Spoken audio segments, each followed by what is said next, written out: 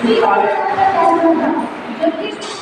had Justice Shundaral Deshmukh, ex-Navodaya 1993 admission batch in JNV Bhusawal. He secured first rank in 10th standard JNV Bhusawal. He also secured second rank in his 12th standard in Nashik Division Board. He did his B.Tech Mechanical from BJTI College, Mumbai in year 2004. 8 years lecturership in 3 engineering colleges in Mumbai and Pune University. For the last 8 years, full-time devoted in ISKCON, known as International Society for Krishna Consciousness, Society for spreading spiritual knowledge about Bhagavad Gita and guiding students community in colleges and schools all over the country.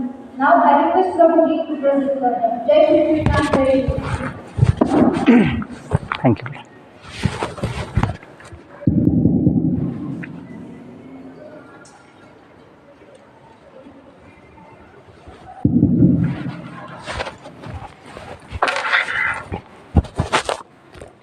Wish you all good morning.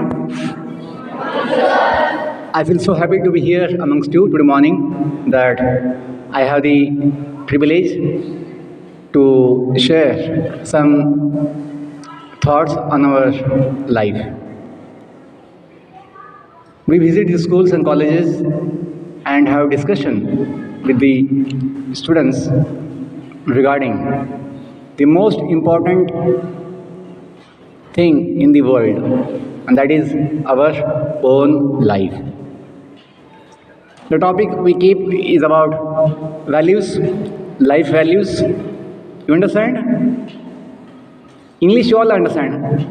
I hope. थोड़ा बीच में हिंदी बोल सकते हैं ताकि जीवन के विषय में जो चीज़ है अच्छे से समझ पाए. आवाज़ ठीक है सबको? यहाँ पे कंफर्टेबल? ओके.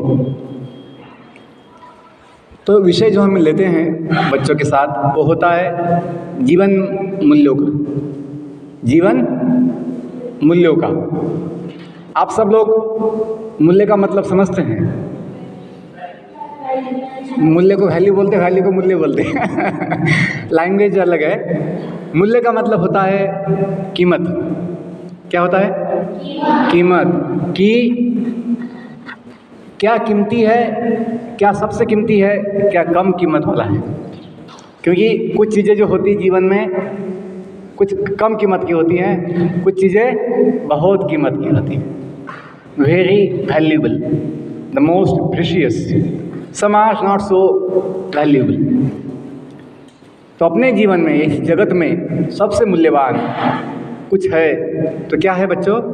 अपना जीवन है. जीवन.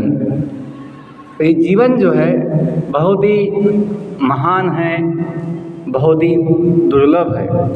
विशेषतः मनुष्य जीवन. जीवन तो बहुत प्रकार का है. We have 2 types of kingdoms in life science. एक है बॉटनी, एक है zoology. Plant kingdom, animal kingdom. तो उसमें हम देखते हैं कि एनिमल किंगडम में पशु है, पंछी है, मनुष्य है, देवता है, दानव है, ये सभी है. और प्लांट्स किंगडम में है ना, पेड़ पौधे हैं, वनस्पति हैं, कुछ पानी में होती है, कुछ ज़मीन पे होती है. तो जीवन अनेक प्रकार का है. There are lakhs of species of life. We all know. Can someone say the number of species of life? किसी को पता है कि जो जातियाँ हैं सजीवों की, कितनी जातियाँ हैं?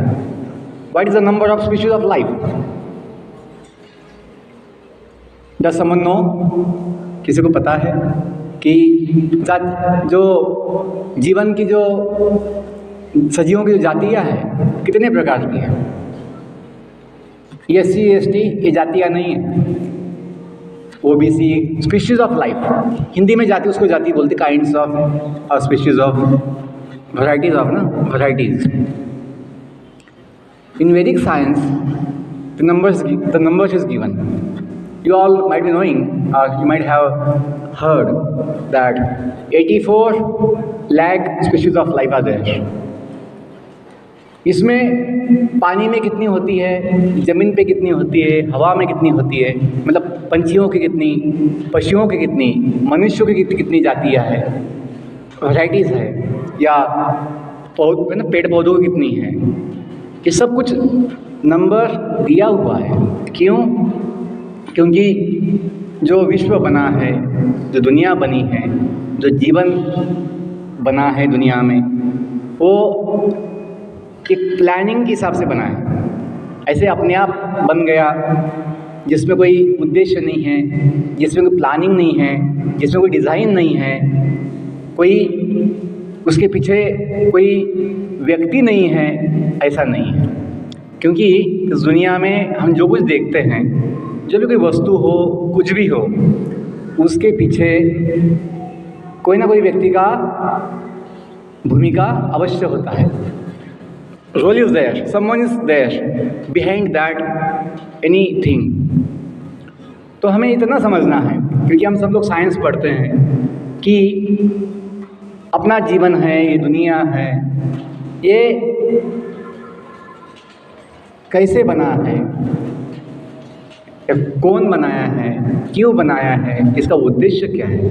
क्योंकि साइंस मतलब नॉलेज, साइंस का मतलब क्या होता है? नॉलेज।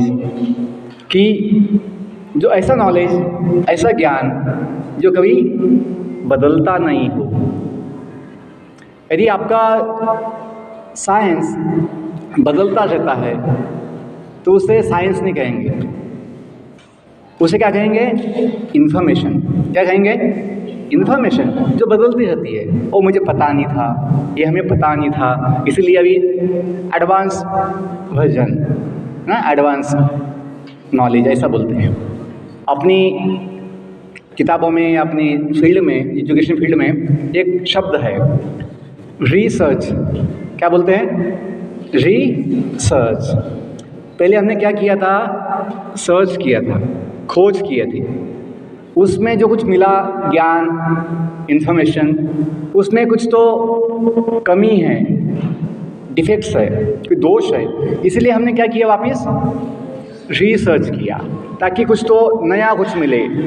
ऐसा ही होता ना कि जो पहले हुआ था उसमें कुछ दोष था, कुछ कमी थी, इसलिए भी एडवांस सर्च, रिसर्च, ये चलता रहता हमेशा, ये हमेशा चलता रहता है।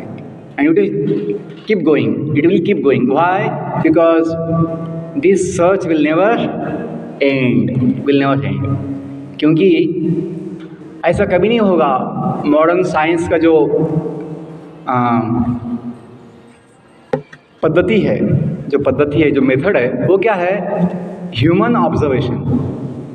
ह्यूमन ऑब्जर्वेशन कि हम जो देखते हैं, जो समझते हैं, अपनी बुद्धि जितना आकलन कर पाती है, हम उसे समझते वो सत्य है, वो ज्ञान है। लेकिन उसमें दोष होता है, क्योंकि अपनी बुद्धि का एक क्षमता है, एक लिमिट है। हम अपने शरीर में क्या प्रॉब्लम है वो भी हम समझ नहीं पाते। मुझे क्यों बैक पेन है, मुझे क्यों स्टमक एक है, क्यों हेडेक है, वो हम खुद समझ नहीं पाते हैं। तो हमें विश्व कैसे बना है, दुनिया कैसे बनी है, ये जीवन कैसे बना है, ये समझना इतना आसान नहीं है अपनी बुद्धि से। क्योंकि दुनिया बनी है बहुत बहुत समय पहले, करोड़ों साल पहले दुनिया बनी है। कब बनी हमें पता नहीं है। हमने जन्म लिया है कुछ सालों पहले, तो हम अपने दिमाग से, अपनी बुद्धि से, कल्पना से ये अनंत विश्व जो है वो समझ नहीं सकते। इसलिए हमें यदि ज्ञान लेना है कि ये कैसे बना है दुनिया, क्योंकि बच्चों में हमेशा एक प्रश्न होता है, कम से कम मनुष्यों में होता है। जब हम नाइट में ना, रात में आकाश देखते हैं, we see the sky in the night, millions of stars, planets in the sky we see, and we get question कि ये क्या है। हम केवल बोल देते हैं ट्विंकल ट्विंकल लिटिल स्टार। ऐसे वो पॉइंट्स नहीं है, स्टार्स केवल ऐसे बिंदु नहीं हैं, बड़े बड़े है ना तारे हैं, ग्रह लोग हैं, जहाँ पर भी जीवन है। अभी आज के मॉडर्न साइंटिस्ट लोग जो है खोजने में लगे हैं कि मंगल पे क्या है, चांद पे क्या है, खोजने में लगे ना। 1970 में 1970s में एक मिशन चलता था, मून लैंडिंग मिशन। पता है आपको, सुना है? मून लैंडिंग मिशन कि हमें कहाँ जाना है? चांद पे जाना है।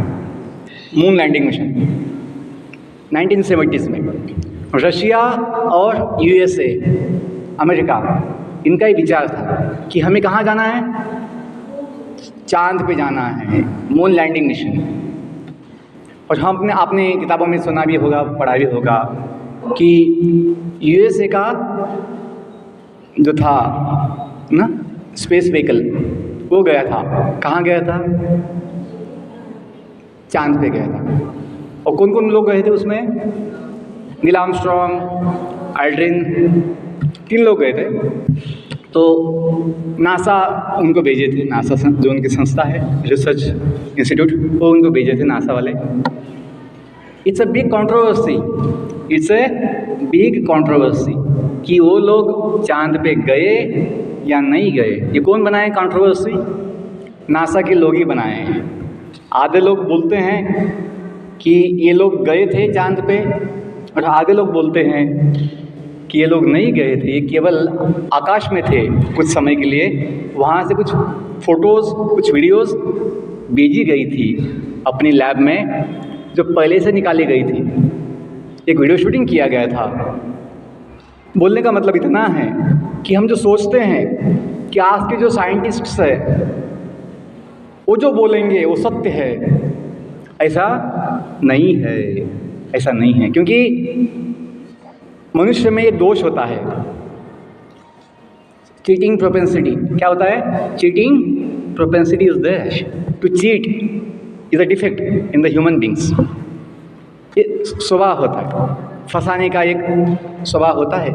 इसलिए हम देखते हैं बड़े बड़े ऑफिसर्स लोग, big officers, big ministers, big है ना position people, they become the victims of corruption or many other bad things, exploitation, अत्याचार के वो शिकार बनते हैं। क्यों? क्योंकि मनुष्य होने के नाते वो एक दोष पाया जाता है कि हमें चीटिंग प्रोपेंसिटी होता है। एक दोष होता है कि अपने सेंसेस जो है, knowledge acquiring senses, knowledge acquiring senses, ये सेंसेस जो है इसका एक लिमिट है। We have limited senses, limited capacity to acquire knowledge. एक दोष है हम में कि we get illusion, we get illusion, हम भ्रमित हो जाते हैं। जो नहीं होता है उसे सच मान बैठते हैं। जैसे समझो रात का समय है, अंधेरा है, और चलते चलते समझो अपने पाँव के नीचे, आपने एक चप्पल नहीं पहनी है, आपके पाँव के नीचे एक रस्सी आ जाती है, मोटी रस्सी आ जाती है जो एकदम मुलायम है, सॉफ्ट है। तो पहला मन में क्या विचार आता है? सांप तो नहीं होगा, क्योंकि हमें दिखता नहीं है। So we get illusion. तो बच्चों, बोलने का मतलब ये है कि हमें केवल किताबों में लिखा है, कोई बताया है, वो सत्य ही होगा, ऐसा हमें नहीं मानना है। जब तक अपनी आत्मा, अपनी बुद्धि को ना क्या बोलते हैं उसको, कि एक्सेप्ट नहीं होता है, स्वीकार नहीं होता है। बिना सोचे समझे हम किसी भी किताब की बात को सत्य बोलकर, सत्य समझकर सत्य समझ नहीं सकते, क्योंकि ऐसा पाया गया है कि लोग इतिहास में बदल देते हैं, बदल देते कि नहीं? झूठ को सच बना देते हैं और सच को झूठ बना देते हैं, ऐसा पाया गया है। एग्जाम्पल देता हूँ आपको, John Dalton's atomic law. John Dalton's atomic law आपने पढ़ा है? कुछ बच्चे जानते हैं वो लॉ क्या था? डाल्टन्स एटॉमिक लॉ क्या है वो?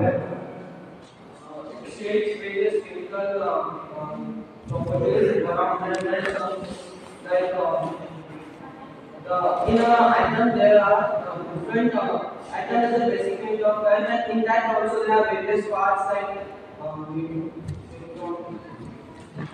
John Dalton's atomic law states that atom is the smallest fundamental particle which cannot be further subdivided.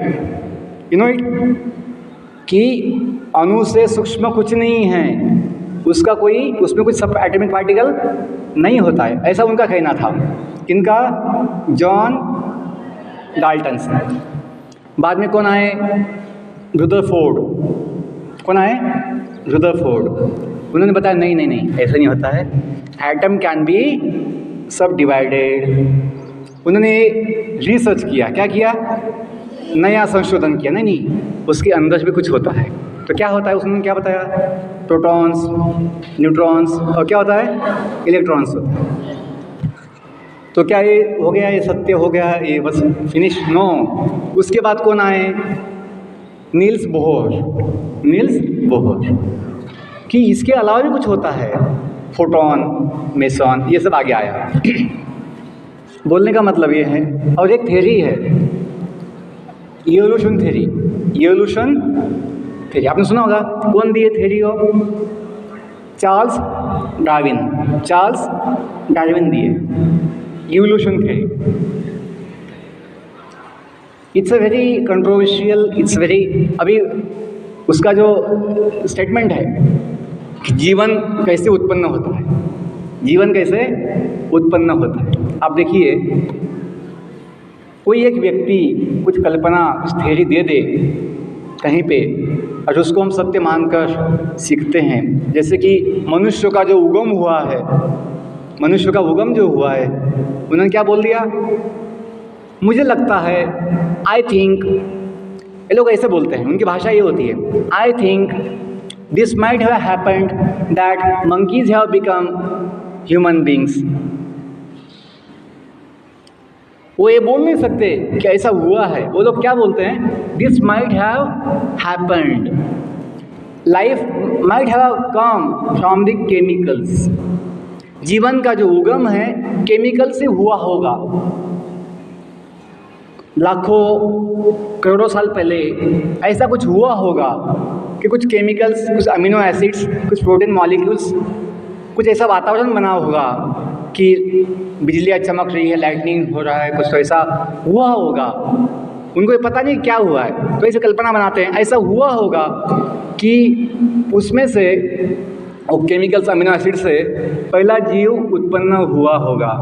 उसको क्या बोल दिया? Amoeba, single cell microorganism. और फिर एक सिंगल सेल का जो था उससे डबल सेल वाला बन गया होगा।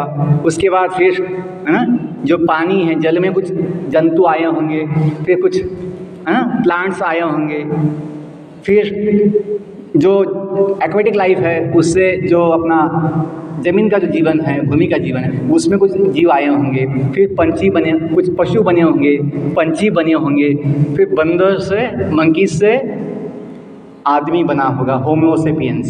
सुना आपने सब इवोल्यूशन थ्योरी कि ऐसा ऐसे इवॉल्व हुआ होगा लाइफ। इवोल्यूशन थ्योरी क्या है? वो थ्योरी है। क्या है? थ्योरी। उनकी कल्पना है, उनका विचार है, उसको हम ऐसे सीखते हैं जैसा कि वो सत्य है। गलती है।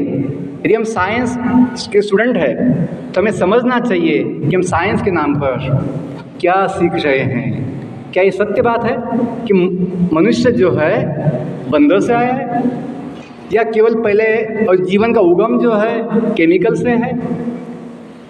सोचने की बात है। विश्व कैसे बना? विश्व क्या? I am just putting questions, I am just putting questions to, है ना, make you think, to make you think. यदि हम ब्लाइंड, अंधा बन के केवल किताबों में कुछ दिया गया है उसको स्वीकार कर लेंगे तो हमसे धोखा हो सकता है, हम उसमें अज्ञानी बन सकते हैं। दुनिया कैसे बनी? साइंस का विषय है, खोज चल रही है, दुनिया कैसे बनी। तो एक थ्योरी है, आपने सुना होगा, बिग बैंग थ्योरी। क्या सुना है? Big bang theory. बैंग मतलब क्या होता है? एक्सप्लोजन। एक्सप्लोजन। बिग बैंग मतलब क्या हुआ? Big explosion. क्या हुआ? Big explosion. आप मुझे बताइए, कोई एक्सप्लोजन जब होता है, एक्सप्लोजन, उससे कुछ बनता नहीं है। कुछ बैंग हुआ, एक्सप्लोजन हुआ, उससे कुछ बनता नहीं है। बनता है कभी? ऐसा कोई आपके अनुभव में कुछ है ऐसा? मालेगांव में कोई बॉम्ब ब्लास्ट हुआ, उसमें से ना मोटरसाइकिल ब्लास्ट हुए। मुंबई में बॉम्बिंग प्लेस है, बॉम्बे, पहले बॉम्बे बोलते थे, बॉम्बिंग प्लेस, वहाँ ट्रेन्स में हमेशा बॉम्बिंग होता था। कुछ ट्रेन्स में, कुछ गाड़ियों में बॉम्ब ब्लास्ट हुआ, फिर छोटी छोटी गाड़ियाँ बनी उससे, कभी सुना है ऐसा? लेकिन हमने ऐसा, उन्होंने, किसी ने ऐसा दे दिया, हबल्स थ्योरी, कि बिग बैंग। मुझे ऐसा लगता है, आई फील, आई थिंक, इसे बोलते हैं स्पेकुलेशन। क्या बोलते हैं? स्पेकुलेशन। कि मुझे लगता है कि ऐसा हुआ होगा। क्या हुआ होगा? उन्होंने क्या बताया? जीरो वॉल्यूम, इनफाइनाइट डेंसिटी, मतलब mass density, zero volume, and then that exploded, and then universes came into existence. This is the Big Bang theory. बड़ा एक्सप्लोजन हुआ। वॉल्यूम कितना है? Zero volume. मतलब बुद्धि को कैसे एक्सेप्ट होगा कि वॉल्यूम कितना? ज़ीरो, डेंसिटी कितना? इनफाइनाइट, और उसका क्या हुआ? एक्सप्लोजन हुआ, और फिर क्या बना? यूनिवर्सेस बने। This is our big bang theory. It's a theory कि ऐसा हुआ होगा। बच्चों, बोलने का मतलब मुझे इतना ही है। तो हम क्या मान बैठते हैं कि दुनिया कैसे बनी? एक्सप्लोजन से बनी। कोई बनाने वाला उसको नहीं है, चलाने वाला कोई नहीं है, ऐसा हम सोच लेते हैं। और फिर हम सोचते हैं कि ये दुनिया जो है बस खाओ पियो मज़ा करो, इसके पीछे कोई नियम नहीं है, कोई हेतु नहीं है। जो, और उसमें उन्होंने ये भी दिया है, डार्विन ने 2-3 कंसेप्ट दिए हैं। Survival of the fittest. क्या बोल दिया? Survival of the fittest. जो फिट है वही जी सकता है, वही सर्वाइव होगा। तो इसका फ़ायदा किसने लिया? हिटलर ने लिया। हिटलर कैसे बना? इतना, क्या बोलेंगे उसको, हिंसक। इतना हिंसक कैसे बना? क्योंकि उसने क्या समझा कि ये जो थ्योरी है, हु विल सर्वाइव। जैसे मुझे लगता है कि ये व्यक्ति फिट है, उसके हिसाब से बस वही, उसको ही जीने का अधिकार है। ये लोग हैंडीकैप है, ये लोग कमज़ोर है, इनको जीने का अधिकार, ये लोग काले हैं, ये लोग पतले हैं, इनको जीने का अधिकार नहीं है। क्योंकि इनसे, उसे लगा ऐसे ही लोग जन्म लेंगे कि वो हैंडीकैप है, उनसे कुछ उत्पत्ति होगी, संतान उत्पत्ति होगी, वो भी वैसे हैंडीकैप होंगे, हमें ये लोग नहीं चाहिए। तो उसने अपनी गैस चैम्बर में, वहाँ जो बने थे जर्मनी में, लाखों लोगों की हत्या की, बच्चों की हत्या की। ये इतिहास है अपना, दुनिया का इतिहास है, सब दुनिया जानती है। आजकल भी मोबाइल में आप देखेंगे तब जान सकते हैं। मुझे बोलने का उद्देश्य इतना ही है कि जब ऐसी साइंस के नाम पर जब ऐसी थियरी हम लोग पढ़ते हैं तो हमें क्या लगता है? दुनिया बनाने वाला कोई नहीं है। क्या बोल दिया है कि बिग बैंग थियरी। जीवन कैसे बना है? केमिकल से बना है, अमीनो एसिड से बना है, प्रोटीन से बना है। और पहला जीव कौन था? अमीबा था। पहले वही थे, आदि जीव बोलते उसे, प्रोटोजुआ। क्या बोलते हैं? Protozoa, first living being. ऐसा नहीं है, क्योंकि और यदि बंदर से मनुष्य आते तो आज बंदर नहीं होने चाहिए थे। यदि बंदर में चेंज होता गया, उन्होंने क्या बोल दिया? अपना जो ये है, क्या बोलेंगे, बैकबोन, उसमें मंकी बोन उन्होंने बोल दिया। लास्ट जो होता है ना, लास्ट पीस, कि वो मैचिंग दिखता है या वैसा लगता है, तो बोल दिया कि मुझे लगता है कि बंदर की जो पूंछ थी, द टेल गॉट शॉर्टन्ड, उसकी पूंछ कम होती होती गई और फिर पूंछ निकल गई, फिर मनुष्य बन गया। ये थियरी एक्सेप्टेबल नहीं होती, बुद्धि को जचती नहीं है, क्योंकि ऐसा देखा नहीं जाता है, ऐसा देखा नहीं जाता है। अपनी साइंस में एक वर्ड आता है बायोलॉजी में, इकोलॉजी। इकोलॉजी, इकोसिस्टम क्या आता है? इकोसिस्टम। और एक होता है इकोलॉजिकल बैलेंस, इकोलॉजिकल बैलेंस। और एक है फूड चेन, फूड चेन कि जीवस्य जीवनम, एक जीव दूसरे जीव का भोजन है। जीवस्य जीवनम संस्कृत शब्द है, वेदों का शब्द है, जीवस्य जीवनम, कि एक जीव दूसरे जीव का भोजन है। हम जानते हैं पशु जो होते क्या खाते हैं? घास खाते हैं। दो पशु होते हैं, एक जंगली पशु होते हैं जो मांस खाते हैं, और जो पालतू पशु होते हैं वो क्या खाते हैं? घास खाते हैं। हर्बीवोरस, कार्निवोरस, दो टाइप के होते हैं। तो हम ये पाते हैं कि जीवन जो है केवल ये थियरी से हम समझ नहीं सकते हैं, या यदि मनुष्य जो है यदि बंदर से आए होंगे तो फिर ये संभव नहीं होता कि आज ये सभी जातियाँ जो है, हाँ मैं जो बोल रहा था इकोलॉजिकल बैलेंस, इकोसिस्टम, उसमें पूरे पृथ्वी का इकोलॉजिकल बैलेंस जो है होने के लिए सभी जातियाँ, सभी जीव होने चाहिए। आपने सुना होगा कि यदि फूड चेन में यदि जो चूहे हैं, चूहे दुनिया में जो चूहे हैं, रैट्स, उनको निकाला जाए, यदि एक भी चूहा नहीं होगा तो पृथ्वी का जो बैलेंस है इकोसिस्टम का वो डिस्टर्ब हो जाता है, क्योंकि चूहे किसी का भोजन है ना। तो the whole ecosystem gets disturbed by the depletion of any one species. To have the ecological balance of the whole planet, there must be all species of life for all time. तो ये समझना, ये सोचना कि पहले केवल amoeba थे, पहले कुछ नहीं था, प्लांट्स। आप देखिए जो प्लांट किंगडम है वो क्या लेते हैं? They accept, they take CO2, they take carbon dioxide. और हम लोग जो है, जो एनिमल किंगडम है, वो लोग क्या लेते हैं? We take oxygen. प्लांट्स क्या छोड़ते हैं? ऑक्सीजन छोड़ते हैं, हम लोग CO2 छोड़ते हैं। तो हम समझ पाते हैं कि to have the ecological balance there must be both the kingdoms, plant kingdom as well as animal kingdom. बच्चों समय कम है, कितना समय है अपने पास? अभी टाइम हुआ है 10, कितना समय बेटा? अभी टाइम हुआ है 10 बजे है। कोई बात नहीं, 5 मिनट लेता हूँ मैं लास्ट, कि पता नहीं कितना समय दिया गया है, सर भी चले गए, कोई बात नहीं, जब तक आएंगे नहीं तब तो ले सकते हैं। Do you feel bore? Do you feel excited कि जो कुछ मैं बोल रहा हूँ?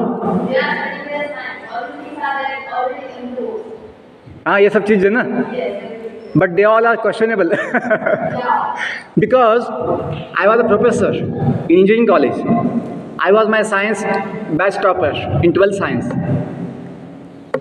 तो केवल कोई कल्पना, थियरी को हम सत्य मानकर जिएंगे तो क्या नुकसान होता है, मैं वो बोल रहा हूँ। देखो एग्ज़ाम देना है हमको तो किताबों में लिखा गया है वो लिखना पड़ेगा, लेकिन हमें बुद्धि से समझना पड़ेगा कि सत्य क्या है। सत्य की खोज होनी चाहिए, जीवन का उगम कैसे हुआ है। लास्ट चीज़ बोलता हूँ कि हम बुद्धू नहीं बन सकते कि बस किताबों में लिखा है, कई न्यूज़पेपर में कुछ है ना, न्यूज़ आ गई है, उसको सत्य मान लिया तो गलती हो सकती है। आई am just putting the questions कि अपनी बुद्धि को चालना है ना, क्या बोलते हैं, we must have the intellectual thinking. Blind following is not of any use, is not of any use. तो बच्चों, इतना तो हमें समझना है कि जीवन जो है सबसे अनमोल है, सबसे अनमोल है. जीवन का जो उगम है जीवन से ही होता है. जैसे माता पिता है तो फिर बच्चे होते हैं. केमिकल से बच्चे नहीं बन सकते, केमिकल से जीवन नहीं बन सकता. और जैसे माता पिता होते वैसे बच्चे आते हैं. माता पिता के गुण बच्चों में आते हैं. यदि माता पिता है ना एक टाइप के हैं, जैसे ना गधे होते हैं, जैसे कुत्ते होते हैं, जैसे बिल्लियाँ होती हैं, जैसे बंदर होते हैं, तो उनके बच्चे भी कैसे होंगे, वैसे ही होंगे. लाइक बिगेट्स लाइक, क्या बोलते हैं, लाइक बिगेट्स लाइक, बाप जैसा बेटा. तो हमें इतना समझना है, यदि जीवन केमिकल से आया होता तो आज के साइंटिस्ट लोग जो है अपनी लैबोरेटरी में कुछ केमिकल्स लेकर जीवन को क्यों नहीं बना पाते. क्वेश्चन है ना. मैं वो क्वेश्चन लिया था, अपना मून लैंडिंग का टॉपिक लिया था, मून लैंडिंग, कि चांद पे कोई गया है क्या. अभी अपना देश का भी एक मिशन था, चांद्रयान, है ना, मून लैंडिंग. वो क्या हो पाया, सक्सेस नहीं हो पाया, क्योंकि वैदिक साइंस में ये कहा गया है the moon belongs to heaven, sun moon belong to heaven. हम जो बोलते हैं आज, ये किसने देखा है, हेवन होता है, स्वर्ग होता है, हमें ये पता नहीं है कि स्वर्ग किसको कहते हैं. अवकाश में जो सूरज है, जो चांद है, या कुछ बाकी तारे हैं, प्लैनेट्स है, वो स्वर्ग के भाग है, हिस्सा है. वहाँ है ना कुछ देवताएं रहते हैं. अभी हम यहाँ बैठकर बाकी तारों जो है, चांद है, मंगल है, बाकी जो है ना प्लैनेट्स है, स्टार्स है, वहाँ जीवन है क्या, ये हम यहाँ बैठ के समझ नहीं सकते. लेकिन जिसने दुनिया बनाई है, जो बनाया है, यदि वो हमें बताए कि दुनिया क्यों बनी है, कैसे बनी है, किसके किस उद्देश्य के लिए बनी है, तो हम जान सकते हैं. क्योंकि बच्चों, कोई भी जो गैजेट होता है, कोई भी जो वस्तु बनती है कंपनी में, तो कंपनी उस वस्तु के साथ कहीं एक किताब देती है, उससे कहते हैं यूज़र मैनुअल या यूज़र गाइड बोलते हैं. वैसे ही जो दुनिया बनी है, जो जीवन बना है, बनाने वाले ने कुछ किताबें दी हैं, कुछ ज्ञान दिया है, उसे कहते हैं वेद. गॉडेस ऑफ लर्निंग देवी सरस्वती, इनके हाथों में किताब होती है, उसे क्या कहते हैं, वेद कहते हैं. वेद मतलब ज्ञान जो बदलता नहीं है. और सभी वेदों का सार, इसेंस भगवत गीता है. क्या पूरे विश्व में भगवत गीता का पढ़ाई किया जाता है. यूएसए में हो, यूके में हो, यूरोप, ऑस्ट्रेलिया, सभी देशों में ऑलमोस्ट उनकी विद्यापीठों में, किताबों, अपनी सिलेबस में भगवत गीता का एक है, सेक्शन है, क्योंकि ये लाइफ साइंस है, पूरे विश्व का साइंस है, यूनिवर्सल साइंस है. वहाँ केवल हिंदू के लिए है, इनके लिए है, उनके लिए, ऐसा नहीं है.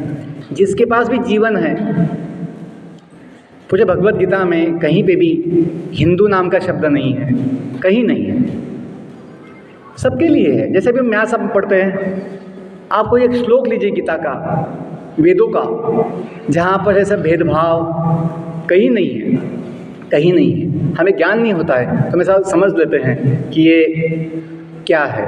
लेकिन जब ज्ञान होता, अभी मैं खुद कॉलेज का प्राध्यापक था, अपनी साइंस बैच का टॉपर था नवोदय विद्यालय में या HSC बोर्ड में, तो हम ऐसे बुद्धू नहीं है कि हम ऐसे ही सब कुछ छोड़ के इस ज्ञान को बांटने के लिए अपना जीवन दिए है. क्योंकि ये ज्ञान जो है भगवान दिए है, जो सबके लिए है.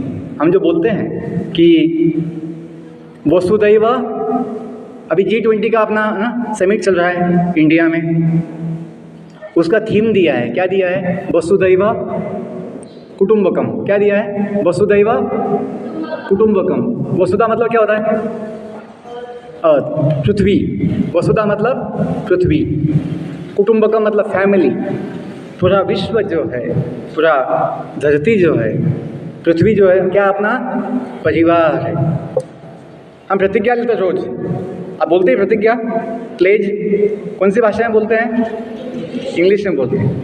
क्या बोलते हैं? इंडिया इज माय, आगे क्या बोलते हैं?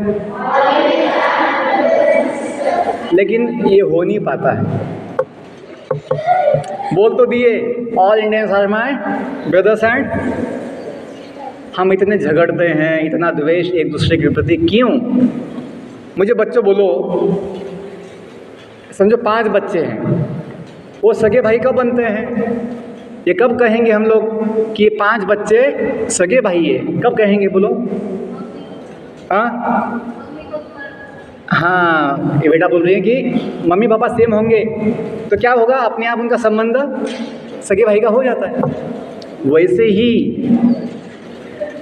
जब तक हम पूरे विश्व में जितने भी जीव है, पूरे विश्व में जितने भी जीव है, मनुष्य नहीं केवल, पेड़ पौधे हैं, जहाँ भी जीवन है, जहाँ पे जितने भी सजीव हैं, जितने भी जीवन हैं, कीड़े हो सकते हैं, पशु पंछी हो सकते हैं, ये सभी भगवान के बच्चे हैं, भगवान ने बनाए हैं। ये जब अंडरस्टैंडिंग होगा, ये जब ज्ञान होगा, अनुभव होगा, तभी अपने आप सभी जगह पर सभी जीवों के प्रति अपना क्या होगा? प्रेम भाव होगा, बंधु भाव होगा, universal brotherhood. Universal brotherhood will come automatically, naturally when you except one father, one mother. तभी तो हम कहते हैं त्वमेव माता च पिता त्वमेव, त्वमेव बंधु च सखा त्वमेव। किसको कहते हैं? तुम मतलब आप। कौन? जो एक भगवान है, जो दुनिया बना है। देखो दुनिया जो बनी है, केवल बनी नहीं है, चलती भी ना। सूरज उगता है, सूरज ढलता है, अभी ये समर है, धूप का काल, ये ख़त्म होगा, फिर क्या आएगा? मानसून आएगा। सीजनल चेंजेस होता है कि नहीं? अब एक तूफान भी आ रहा है, महा तूफान, क्या नाम उसका? बिपरजॉय। बिपरजॉय अपने आप नहीं होता है, भूकंप आता है, हमें लगता है अपने आप आ गया, बिल्कुल नहीं। अब एक तूफान आया, साइक्लोन, अपने आप नहीं आता, कोई तो शक्ति है। सब जगह नहीं आता है वो, कुछ जगह पे आता है। तो हम जो अपने वैदिक साइंस में सुनते हैं, वायु देवता है, जल देवता है, भूमि भी देवता देवी है, भूदेवी। ये कंसेप्ट जो है वैदिक साइंस के हैं। क्यों?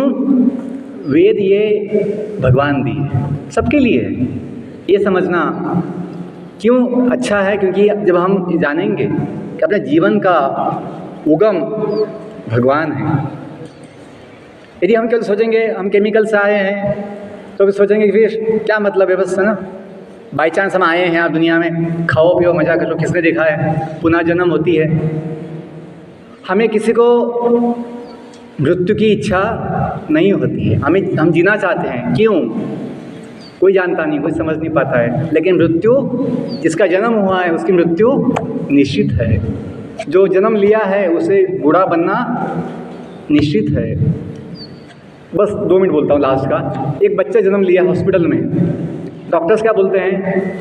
This baby is 2 days old. थोड़ा बच्चा है, 2 दिन का बच्चा है, और डॉक्टर क्या बोलते हैं?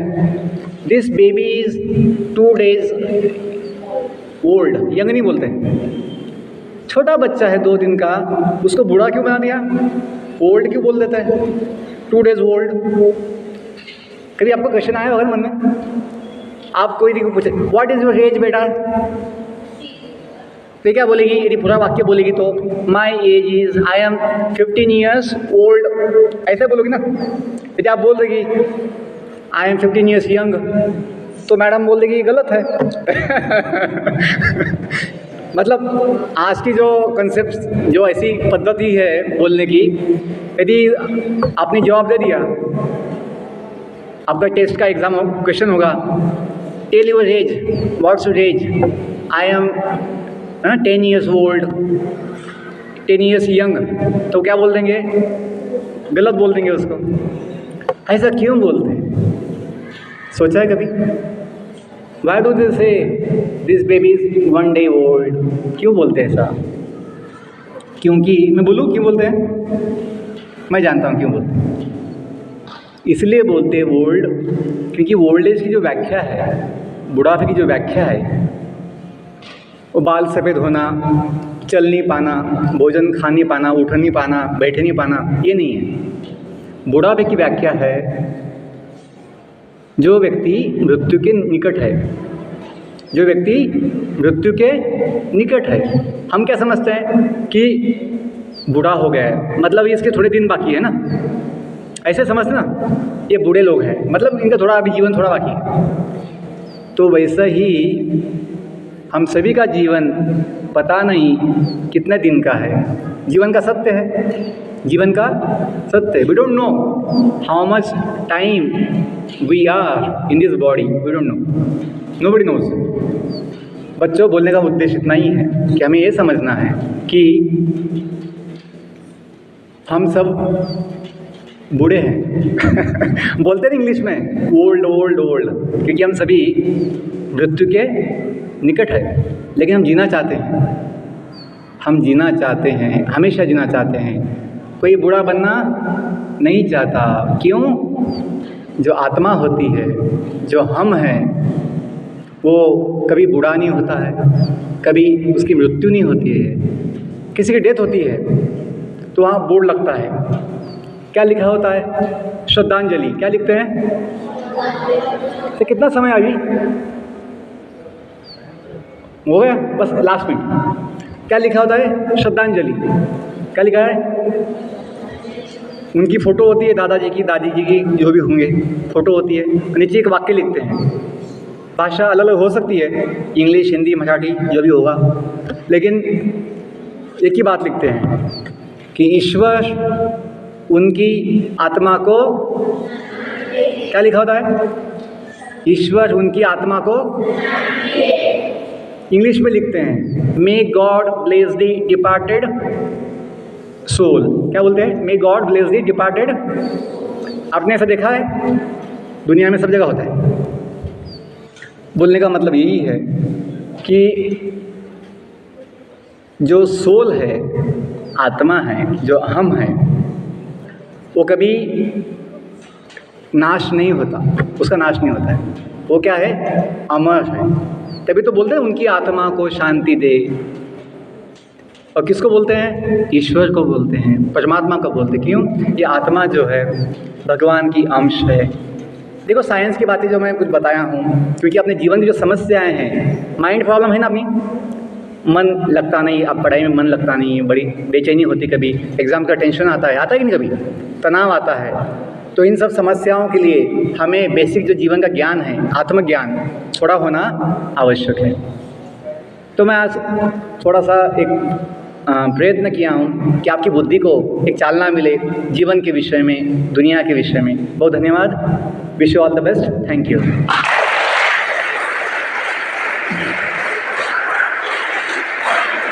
I thank our respected Shri Jai Bhagwan Jindal sir, our principal sir, Babu sir, our vice principal sir, Sandesh sir, and all the teachers and all of you for making this possible.